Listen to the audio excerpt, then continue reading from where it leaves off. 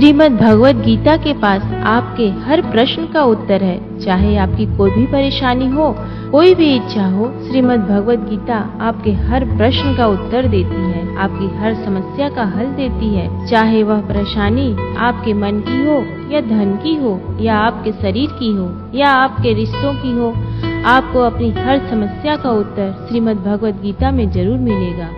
आज हम उसी श्रीमद् भगवद गीता के ऐसे 11 अनमोल उपदेश आपको बताएंगे जो आपकी पूरी जिंदगी बदल देंगे। बस आप इन बातों को वीडियो के अंत तक ध्यान से सुनिए। जो भी व्यक्ति इस वीडियो को अंत तक सुनेगा, उसे अपनी जिंदगी, उसे अपनी हर परेशानी का हल अवश्य मिलेगा। उसे अपनी जिंदगी में जो कुछ भी करना है वह उसे जरूर मिलेगा। श्रीमद् भगवद गीता का सबसे पहला उपदेश यह है कि कोई अगर आपका अपना है या कोई आपसे बड़ा है तो उसका अपने प्रति गलत व्यवहार कभी भी सहन नहीं करना चाहिए।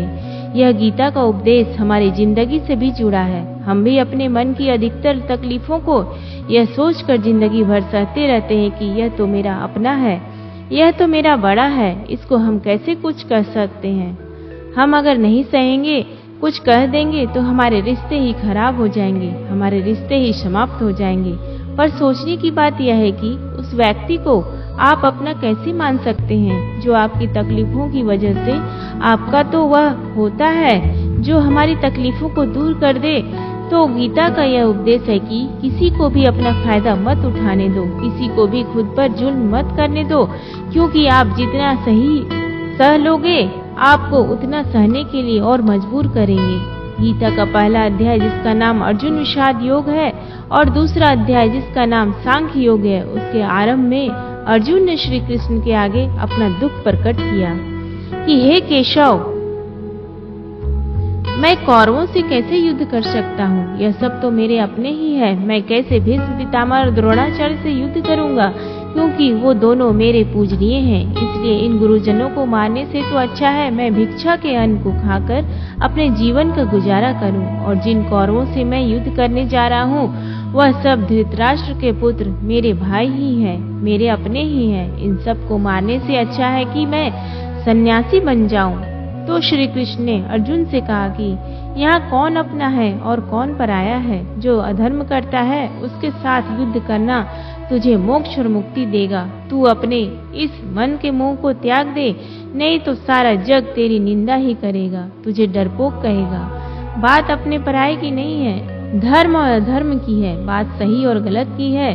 अगर तू गलत को सहेगा, उसका अंत नहीं करेगा, तो गलत करने वाले को और बल मिलेगा, वो और भी गलत करेगा। इसलिए मन के मोह को त्याग करके तो युद्ध कर। महाभारत की एक और कहानी भी है। जब अर्जुन के पुत्र अभिमन्यु की युद्ध में मृत्यु हो जाती है, तब अर्जुन बहुत दुखी होता है, रोने लगता है। वह श्री कृष्ण से कहने लगा कि मेरा पुत्र अभिमन्यु मर गया है, यह दुख बिल्कुल भी सहन नहीं कर सकता, मैं भी अपने आप को समाप्त कर लूंगा। फिर भगवान श्री कृष्ण उसे आत्माओं के लोक में लेकर, जहाँ अभिमन्यु आनंद से बैठा हुआ था, क्योंकि उसने क्षत्रिय चित्त व्यवहार किया था, इसलिए उसे उत्तम पद की प्राप्ति हुई। जब अर्जुन अभिमन्यु के पास रोते रोते पहुंचा, अपने पुत्र को देखकर अर्जुन बहुत प्रसन्न हुआ। उसे गले से लगाकर कहने लगा कि हे पुत्र, तेरे बिना तो मैं जी ही नहीं सकता, मैंने तो अपने जीवन की आशा का ही त्याग कर दिया है। तो अभिमन्यु कहने लगा कि आप कौन है? अर्जुन बोला, मैं तेरा पिता हूँ, तू मेरा पुत्र है। अभिमन्यु कहने लगा कि कौन पिता कौन पुत्र, मेरे हजारों जन्म हुए हैं, किसी जन्म में आप मेरे पिता बनते हैं और किसी जन्म में मैं आपका पिता बनता हूँ। आत्मा का ना कोई माता होता है और ना ही कोई पिता होता है। जब अर्जुन ने देखा कि मेरा पुत्र मुझे पहचान भी नहीं पा रहा है, तो उसका सारा मोह खत्म हो गया। इसलिए गीता के उस उपदेश को ठीक से समझ लो कि यहाँ कोई अपना पराया नहीं है। जो बुरे वक्त में, तकलीफ के वक्त में हमारा साथ दे, सिर्फ वही हमारा अपना है, बाकी सब पराये हैं। गीता का दूसरा उपदेश यह है कि जो चला गया कभी उसका दुख मत करो, जो आने वाला है उसकी बिल्कुल भी चिंता मत करो। जब महाभारत का युद्ध चल रहा था, तब अर्जुन ने श्री कृष्ण से कहा कि अगर यह युद्ध हुआ तो करोड़ों लोग मारे जाएंगे। जो सैनिक और योद्धा इस युद्ध में मारे जाएंगे, उनकी स्त्रियों का क्या होगा? समाज कैसे आगे बढ़ेगा?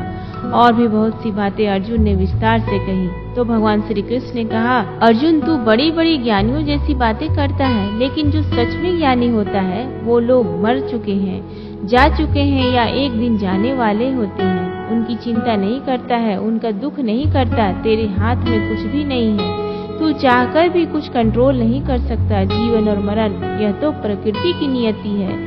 इसीलिए जो ज्ञानी होता है वह किसी के मरने पर भी रोता नहीं है। ज्ञानी जन ना ही बीते हुए कल का शोक करते हैं और ना ही आने वाले कल की चिंता करते हैं। इसलिए जो होने वाला है वह होकर ही रहता है और जो नहीं होने वाला है वह कभी नहीं होगा। ऐसा निश्चय जिसको समझ में आ जाता है, जिसकी बुद्धि में आ जाता है, उसे कभी कोई चिंता नहीं सताती, कोई दुख नहीं सताता। हमारे सारे दुखों का कारण ही यही है।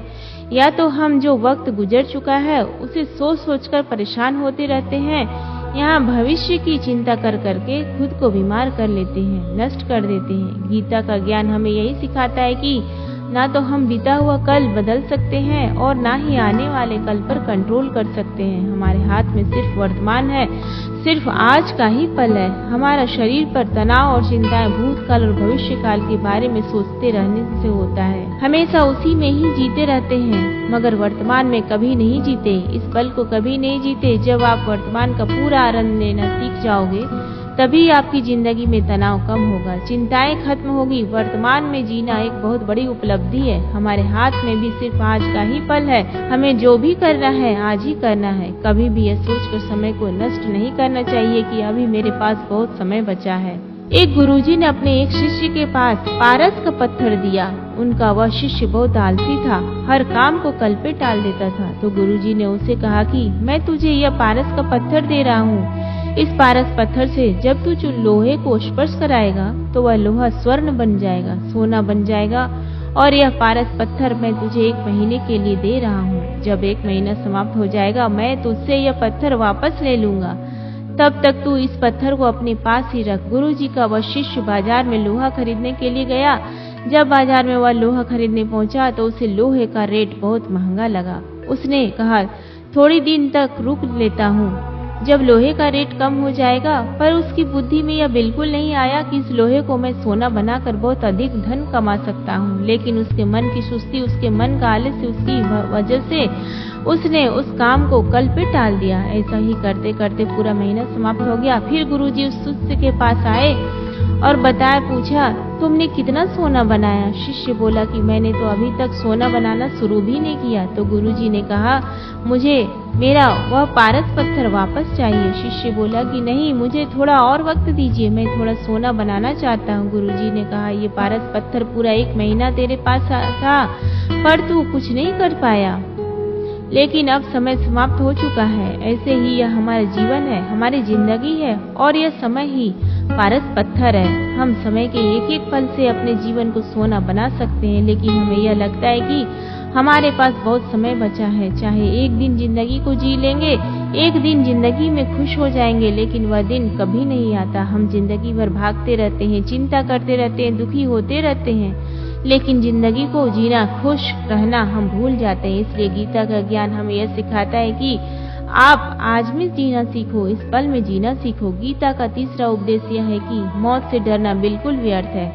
श्री कृष्ण ने गीता में कहा, यह संसार मृत्यु लोक है। जिसका भी जन्म हुआ है वह एक दिन जरूर मर जाएगा। जिसका आरंभ हुआ है उसका अंत अवश्य होगा। हम इसे रोक नहीं सकते। जैसे हम रोज कपड़े बदलते हैं, वैसे ही हमारी आत्मा नया शरीर धारण करती है। मृत्यु सिर्फ इस जीवन का एक नया आरंभ है, इस जीवन का अंत नहीं है। आत्मा कभी नहीं मर सकती और ना ही उसे कोई मार सकता है, लेकिन मौत का डर मनुष्य को सबसे ज्यादा लगा रहता है। मौत का दुख भी इंसान को सबसे ज्यादा होता है। एक पेड़ में 2 पक्षियों का जोड़ा रहता था। उन दोनों को एक दूसरे से बहुत प्रेम था। उन्होंने साथ जीने मरने की कस्में खाई थी। एक दिन वहाँ एक शिकारी आया। उसने एक तीर चलाकर वहाँ पेड़ पर बैठे मादा पक्षी को मार दिया। तो वो अकेला नर पक्षी रोने लगा कि मैं तुम्हारे बिना कैसे जी पाऊंगा। तुम्हारी जगह मेरी मृत्यु आ जाती, मेरा जीवन तुमको मिल जाता। वो रो रो के बहुत विलाप करने लगा। इतने में ही उस शिकारी ने दूसरा तीर चलाया और उस नर पक्षी को भी मार दिया। वास्तविकता यह है कि यह कहानी हमारी ही है। हम भी रोते रहते हैं जब कोई मरता है, लेकिन हमें यह नहीं पता कि एक न एक दिन हमारा भी जीवन समाप्त हो जाएगा। हम भी उसी मृत्यु के पेड़ पर ही बैठे हैं, लेकिन शरीर का मिटना हमारा अंत नहीं है। श्री कृष्ण ने अर्जुन से कहा कि हे अर्जुन, तेरे और मेरे अनंत जन्म हुए हैं, तुझे कुछ भी याद नहीं है, लेकिन मुझे सब कुछ याद है। जो व्यक्ति इस सत्य को समझ ले कि यहाँ इस संसार में कुछ समय के लिए आया हूँ, उसकी जिंदगी के सारे झगड़े, सारे दुख, सारी चिंताएं ही समाप्त हो जाएंगी। जब इस संसार से जाना ही है तो दुख किस बात का। पहले के जमाने में साधु महात्मा लोग पैदल यात्रा करते थे। यात्रा करते करते वह एक नगर में पहुंचे।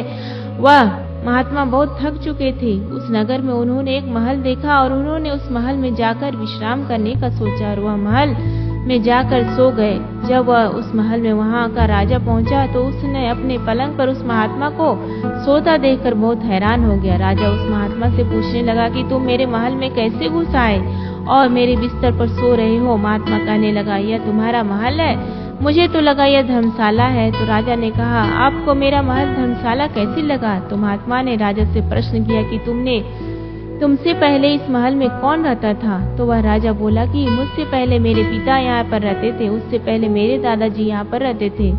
महात्मा ने फिर प्रश्न किया कि क्या तुम इस महल में हमेशा रहोगे या तुम्हारे बाद कोई और रहेगा? तो राजा कहने लगा कि मेरे बाद मेरा पुत्र इस महल में रहेगा। तो महात्मा राजा से कहने लगे कि जिस तरह जगह पर रहने वाले बार बार बदल जाते हो, उसे घर कैसे कह सकते हैं? वह तो धर्मशाला ही है। इसलिए तेरे महल को धर्मशाला समझकर मैं इसमें रात बिताने के लिए आ गया। धर्मशाला जान, जग को जीव सब मेहमान है, मोह किससे मत करो, सब स्वप्न का समान है। यदि हम भी इस बात को समझ लें कि हम यहाँ कुछ समय के लिए आए हैं, आनंद करने के लिए आए हैं, कुछ रहने के लिए आए हैं, तो हमारे सारे दुख ही समाप्त हो जाएंगे। जब हम अपना मोह यहाँ जमा कर लेते हैं, अपना दावा यहाँ जमा लेते हैं कि यह मेरा है, इसे मैं छोड़ नहीं सकता, इसके बिना मैं जी नहीं सकता, तो हमारे जीवन दुखों से भर जाता है। इसलिए जीवन में मृत्यु का भय त्याग करके जीवन का प्रतिपल आनंद लेना चाहिए। गीता का चौथा उपदेश, मन और विचारों को कंट्रोल किए बिना जीवन में कभी शांति और सुकून मिलने वाला ही नहीं है। अर्जुन ने श्री कृष्ण से कहा कि मेरा मन सही गलत सब कुछ जानता है, फिर भी मेरे विचार और मेरा मन मुझसे कंट्रोल नहीं होता। जो करना चाहता हूँ वह कर नहीं पाता हूँ, जो नहीं करना चाहता हूँ वह मेरे मन मुझसे जबरदस्ती करवाता है। इसलिए मैं बेचैन हो गया हूँ, मुझे शांति नहीं है। श्री कृष्ण ने अर्जुन से कहा, उसके लिए तुझे अपने मन और विचारों से डिटैच होना पड़ेगा। अपने मन और विचारों को सही दिशा में ले जाने की प्रैक्टिस करनी होगी, अभ्यास करना होगा। और यह एक दिन का काम नहीं है। जब तक तू अपने मन और विचारों की गुलामी का त्याग नहीं करता, तब तक तुझे जीवन में कभी शांति नहीं मिलेगी। एक राजा था, वह बहुत बेचैन और परेशान रहता था। एक दिन वह अपने गुरुजी के पास गया, उनसे कहने लगा कि मेरा मन बहुत बेचैन है, बहुत परेशान हूँ, मैंने पूरे संसार को जीत लिया, सब कुछ है मेरे पास, पर मैं खुश नहीं हूँ, मेरे मन में सुकून नहीं है, शांति नहीं है। तो गुरुजी ने राजा से कहा कि तुम्हारे नगर में अगर कोई ऐसा व्यक्ति है जिसने सुकून को प्राप्त कर लिया हो, शांति को प्राप्त कर लिया हो, तुम उसका एक बार कुर्ता पहन लो तो तुम्हारे जीवन में भी शांति आ जाएगी। राजा बहुत प्रसन्न हो गया कि यह तो बहुत आसान काम है। वह अपने राजमहल में गया और राजसभा में वह सबसे पहले कहने लगा कि आप लोगों में से जो भी शांत हो चुका हो, जिसे सुकून मिल गया हो, वह अपना कुर्ता मुझे दे दे, वो बदले में जितना भी धन मांगेगा मैं उसे दे दूंगा। सब लोग एक दूसरे का मुँह देखने लगे। पैसे का लालच आया, लेकिन सबको एक दूसरे की सच्चाई पता थी, क्योंकि किसी की जिंदगी में भी शांति और सुकून नहीं था। सब अपना सर झुकाकर वहां पर खड़े हो गए। फिर उस राजा ने पूरे नगर में ढिंढोरा बंटवा दिया कि जिसे भी शांति प्राप्त हो चुकी हो, सुकून प्राप्त हो चुका, वो मेरे पास आकर अपना कुर्ता दे दे, वो जितना कहेगा उसे उतना ही धन दिया जाएगा। लेकिन एक भी व्यक्ति ऐसा नहीं मिला जिसे शांति प्राप्त हो चुका। वास्तविकता में जब कोई मरता है तब हम कहते हैं कि वो फला व्यक्ति आज शांत हो गया। कभी किसी जिंदा इंसान के लिए नहीं सुना कि एक जीता जागता इंसान शांत हो गया है। राजा के सैनिक पूरे शहर में ढूंढते रहे, फिर उन्हें पेड़ के नीचे एक महात्मा तपस्या करता दिखा, जिसके चेहरे पर एक शांति थी, सुकून था। वो सैनिक उस महात्मा के पास आकर पूछने लगे कि क्या आपके शांति प्राप्त कर ली है, सुकून प्राप्त कर लिया है? महात्मा ने कहा, मैं पूरी तरह से शांत हूँ। तो सैनिक उसे राजा के पास ले आए। राजा ने उस महात्मा ने से प्रश्न किया कि क्या आपको शांति और सुकून प्राप्त हो चुके हैं? वह महात्मा कहने लगे, महाराज मैं पूरी तरह से शांत हूँ, मुझे कोई चिंता नहीं, मुझे किसी चीज की लालच नहीं, मुझे कोई इच्छा नहीं है। तो राजा भी बहुत प्रसन्न हो गए कि आखिर वह व्यक्ति मिल ही गया जिसे शांति की प्राप्ति हो चुकी है, इसे सुकून प्राप्त हो चुका है। तो राजा उस महात्मा से कहने लगे कि हे महात्मा, आप कृपया करके अपना कुर्ता मुझे दे दीजिए, बदले में आप जो मांगोगे मैं आपको दूंगा। वह महात्मा कहने लगा कि हे महाराज, सुकून और शांति तो मुझे मिल चुके हैं, लेकिन क्या करूं, मेरे पास कुर्ता ही नहीं है पहनने के लिए जो मैं आपको दे सकूं। जब राजा ने उस महात्मा की बात सुनी, इस महात्मा के पास कुर्ता भी नहीं है पहनने के लिए, उसके बाद भी ये महात्मा एकदम शांत है, इसके जीवन में सुकून है। मैं सारी जिंदगी धन को जोड़ने में लगा रहा, दुनिया जीतने में लगा रहा, लेकिन मुझे शांति नहीं मिली, सुकून नहीं मिला, क्योंकि शांति और सुकून बाहर की चीज नहीं है, अपने भीतर की चीज है। इसलिए जब तक कोई व्यक्ति अपने मन और विचारों को कंट्रोल नहीं करता, तब तक उसके जीवन में सुकून और शांति नहीं आती। और गीता का यह उपदेश हमें यह सिखाता है कि जीवन में शांति चाहिए तो मन को शांत करना सीखो। गीता का 5वां उपदेश यह है कि वासना, क्रोध और लालच सर्वनाश का कारण है, नरक का द्वार है। जिस भी मनुष्य में ये 3 अवगुण होते हैं, वो हमेशा दूसरों को दुख पहुंचाकर अपने ही सुख और स्वार्थ की पूर्ति करता है। किसी भी चीज की ओर से और ज्यादा वासना करना और क्रोधी स्वभाव होना और मन में लालच होना उसके जीवन में सुख को समाप्त कर देते हैं, उसके सारे रिश्तों में जहर भर देते हैं। इन्हें नरक का द्वार इसलिए कहा जाता है क्योंकि जिस इंसान में अत्यधिक क्रोध है, लालच है, वासना, उसका पूरा जीवन जहर से भरा रहता है। उसका मरने के बाद नहीं, जीते जी यहीं पर नरक का दर्शन होता है। गीता का 6वां उपदेश यह है कि सब भगवान एक ही है, कोई छोटा बड़ा नहीं है, सब एक परम ब्रह्म परमात्मा के अलग अलग रूप हैं और नाम है। श्री कृष्ण ने गीता के 10वें अध्याय विभूति योग में बताया है कि जितने भी जगत के देवी देवता है वो सब मेरी ही विभूति है। मैं ही शिव हूँ, मैं ही इंद्र हूँ, मैं ही यक्ष राज कुबेर हूँ, मैं ही अग्निदेव हूँ, देवताओं के गुरु बृहस्पति भी मैं ही हूँ, समुद्र भी मैं ही हूँ, अक्षरों में ओम भी मैं हूँ, काल का महाकाल भी मैं ही हूँ, सारे जगत का नाश, उत्पत्ति और पालन करने वाला भी मैं ही हूँ।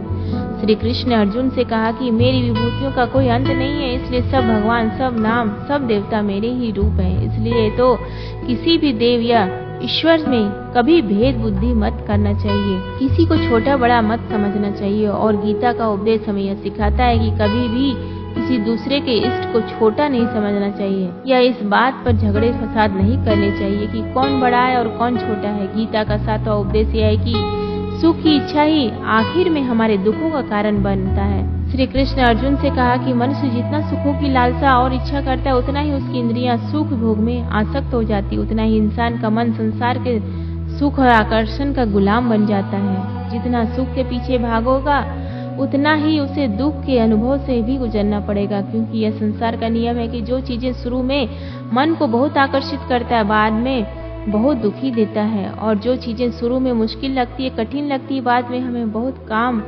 आती है। गीता का 8वां उपदेश यह है कि जो भी मनुष्य दुनिया के सारे सहारे छोड़कर सिर्फ भगवान को ही अपना सहारा मान लेता है, उसकी हर जरूरत वह ईश्वर पूरा करता है, उसकी हर प्रकार से रक्षा वे परमात्मा ही करते हैं। जो भी व्यक्ति मुझे ही अपना सहारा मानता है, उसका योगक्षेम में वहन करता हूँ हम, अर्थात जो चीज नहीं मिली है उसकी प्राप्ति करना का नाम योग है, जो चीज जीवन में मिली हुई है उसकी रक्षा करना उसका नाम क्षेम है। तो श्री कृष्ण कहते हैं जो मुझ पर डिपेंड हो जाते हैं उनको जो चाहिए मैं जरूर देता हूँ और उनकी हर प्रकार से मैं रक्षा करता हूँ। गीता का 9वां उपदेश यह है कि संसार में हमारा कुछ भी नहीं है। गीता सार में आपने कई बार सुना होगा कि तुम्हारा क्या है, क्या गया है जो तुम रोते हो, तुम क्या लाए थे जो तुमने खो दिया, तुमने क्या पैदा किया जो नष्ट हो गया, तुमने जो लिया यहीं से लिया, जो कुछ भी दिया यहीं पर दिया, जो आज तुम्हारा है कल किसी और का होगा, क्योंकि परिवर्तन इस संसार का नियम है। कल तक जिसके बिना आप जी नहीं सकते थे, आज उनसे कोई रिश्ता ही नहीं है, बातचीत तक नहीं है। कहाँ गए वह जीवन भर के सारे रिश्ते,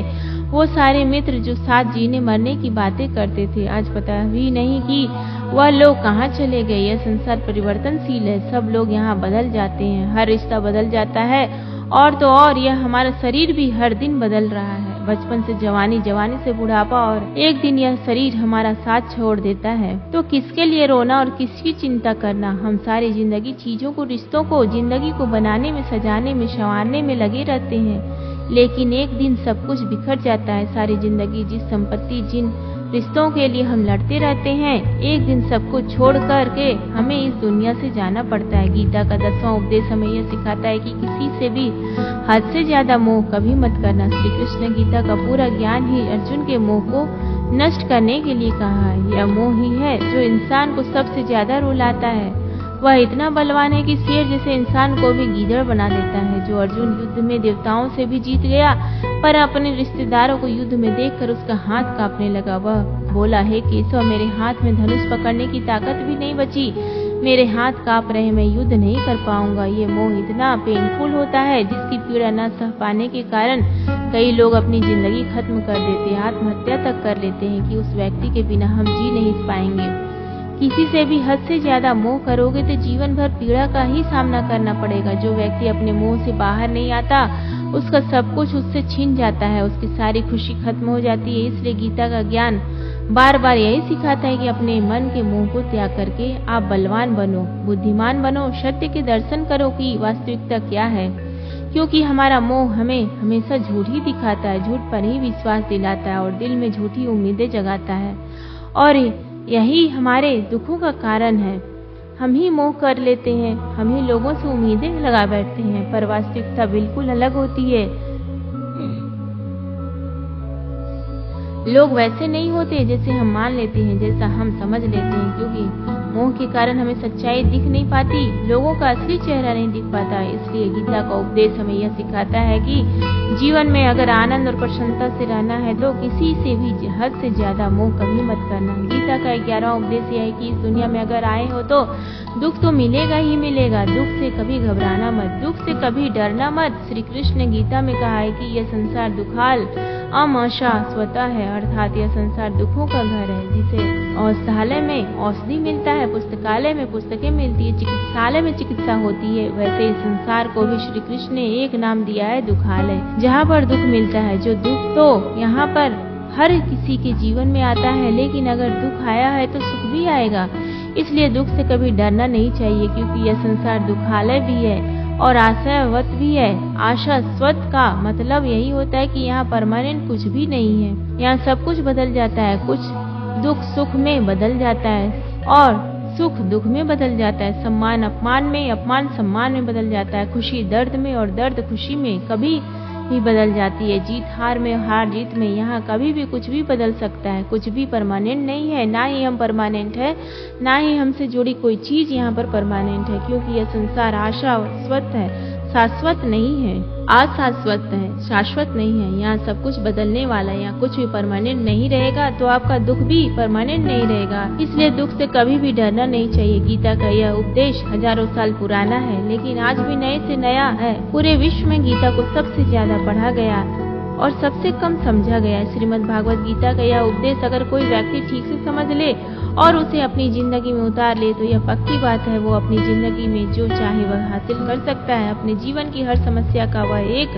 पल में बाहर आ सकता है। श्रीमद् भागवत गीता के इस दिव्य उपदेश को हमें बार बार सुनना चाहिए, हर रोज सुनना चाहिए। जब भी जीवन में कोई चिंता या परेशानी आए तो एक बार इस उपदेश को जरूर सुन लेना और मन में यह विश्वास रखना कि गीता का यह उपदेश आपकी जिंदगी की हर परेशानी में आपको राह अवश्य दिखाएगा।